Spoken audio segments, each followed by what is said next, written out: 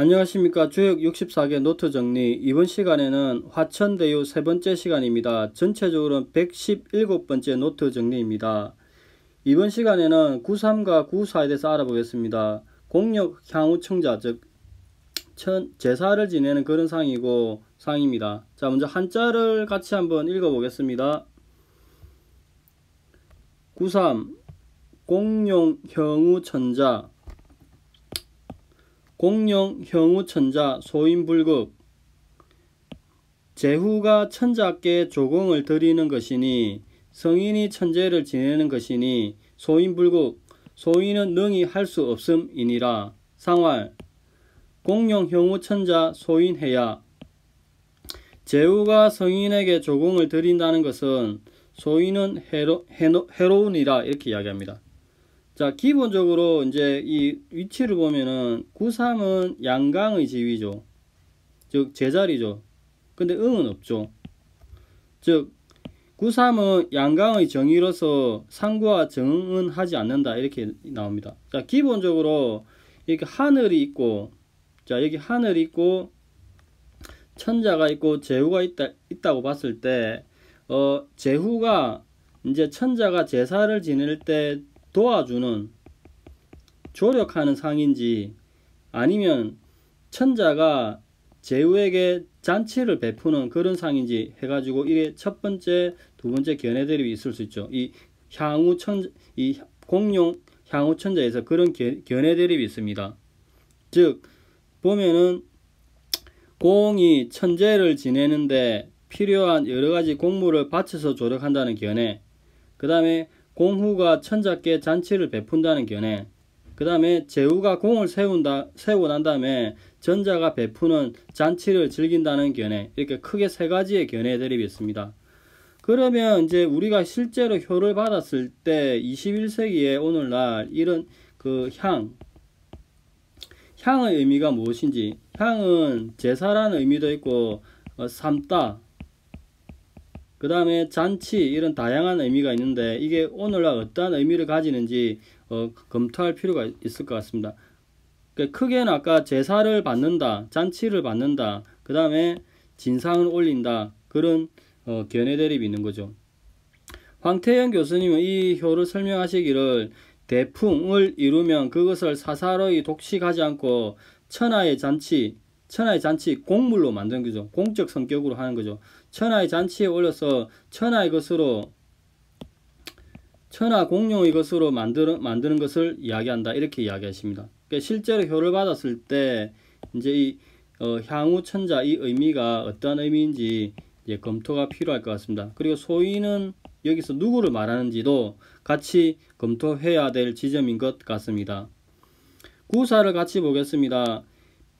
한자를 보겠습니다. 비기팽무구. 상활 비기팽무구 명변절야.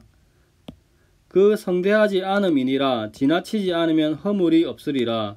그 성대하지 않으면, 지나치지 않으면 허물이 없다는 것은 사물을 분별하는 지혜가 밝음이니라 이렇게 이야기합니다.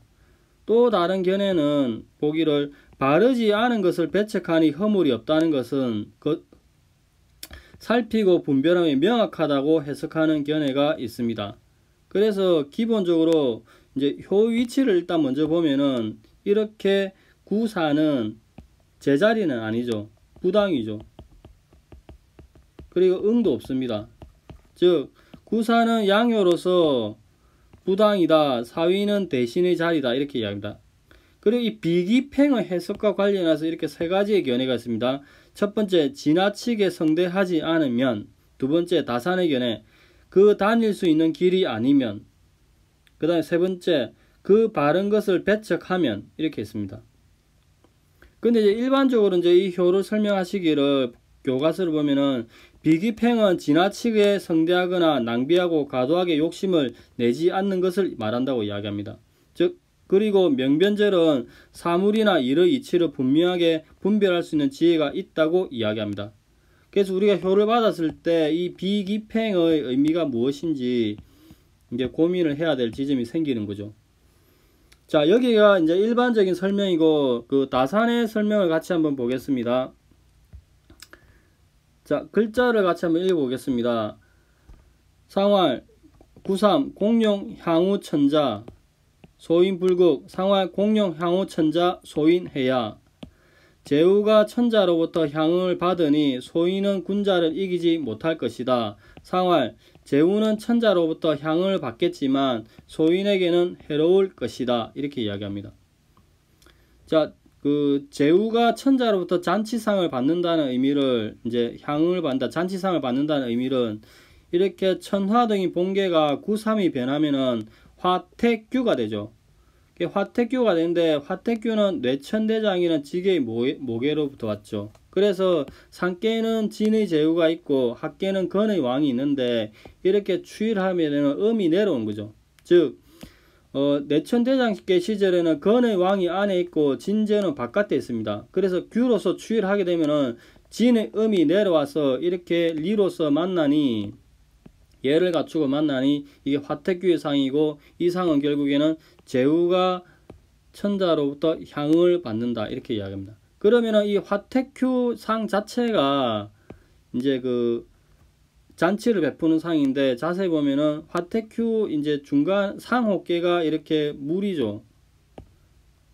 그 다음에 하호께가 불이죠. 불 위에 물을 끓이는 거죠. 물을 끓이는데 거기에 또 이렇게 화택규 안에 이제 감의 술이 있고, 학계는 이렇게 태의 음식이 있으니 결국에는 이제 1과 2를 합치면은 잔치의 상이 나오는 거죠. 화택규가. 자, 소인, 불국, 소인은 해로울 것이다 이야기하는 것은, 이렇게 본계가 있으면은 이 본계는 구삼이 변하면은 화택규가 되죠. 이 화택규는 또 다른 지계의 모계인 풍택중부로 왔습니다. 풍택중부는 기본적으로 학계가 이렇게 태금이죠. 상계는 목으로서 목이죠. 그리고 이렇게 상호계는 간이 소인이 있고, 하호계는 이렇게 진의 대인이 있는 거죠. 그래서 나는 금이고 상대방은 목이니 상대방 소인이죠. 그래서 소인은 군자를 이기지 못한다고 이야기죠. 또한 이렇게 추이를 하게 되면은 이제 간의 소인이 무너져서 결국에는 감의 도둑이 되어버린 거죠. 즉 5가 4로 가면은 간이 꺾여서 감의 궁지에 빠져 도둑이 된다니까, 결국 소인불격, 소인에게는 해롭다는 물상을 도출해 낼 수가 있습니다. 자, 여기가 이제 9.3이고 9.4를 글을 다시 한번 읽어보겠습니다. 제후가 천자로부터 향을 받으니 소인은 군자를 이기지 못할 것이다. 상활, 제후는 천자로부터 향을 받겠지만 소인에게는 해로울 것이다. 이렇게 설명을 합니다.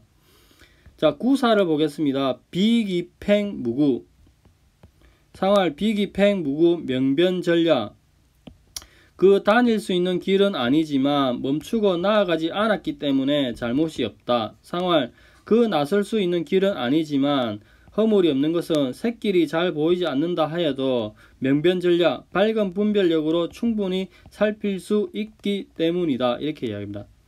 그럼 그 길이 아니다는 비기팽은 이제 물상을 도출해내기를, 본계가 이랬지요. 본계가 있으면은 구사가 효변하면은 산천대축이 되죠. 이 산천대축은 내천대장기라는 지계의 모계로부터 왔죠. 그래서 기본적으로 건의 말이 있고 진의 길이 있으니까 막힘이 없는 거죠.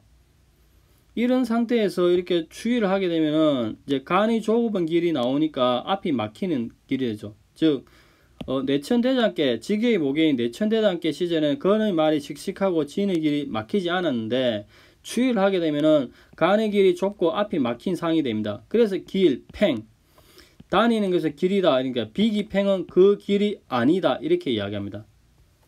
그러면은 이제 허물이 없다는 이야기는 이렇게 화천 대유 본계가 있으면은 본계가 구사가 변하면은 산천대축이 되는데, 산천대축은 또 다른 모계인 이렇게 내천대장으로서 오는 거죠.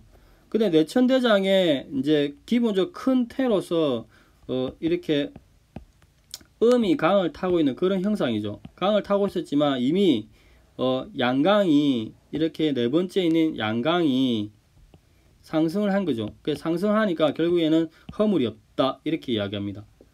그리고 명변전략은 이렇게 그 화천대유 본계가 있으면은 이게 효변을 하게 되면은 산천대축이 되는데, 이 산천대축의 또 다른 모경이 풍택중부로 왔죠. 풍택중부는 기본적으로 대리의 상이죠. 미음, 분별력, 음이 양강 두 개를 나누니까 분별의 상이 있는 거죠. 그래서 대리의 분별의 상이 있는데, 이렇게 추위를 하더라도 여전히 분별의 상이 있는 거죠. 즉 추위하여도 대리의 분별력을 갖추고 있으니 밝음을 잃지 않으니, 간의 색길이 비록 잘 보이지 않아도 밝은 분별로서 충분히 살필 수 있으니 이를 명변절야라고 이야기합니다. 자, 여기까지가 구3과 구4에 대한 다산의 설명입니다. 오늘은 구3과 구4에 대해 살펴보았는데, 구3에서는 잔치를 베푸는 향후 천자의 의미에 대해서 세 가지 큰 견해 대립이 있음을 살폈고, 구4에 대해서는 비기팽의 의미가 무엇인지 조금 더 검토가 필요할 것 같습니다. 자, 오늘은 여기까지 하겠습니다. 감사합니다. 좋은 하루 되십시오.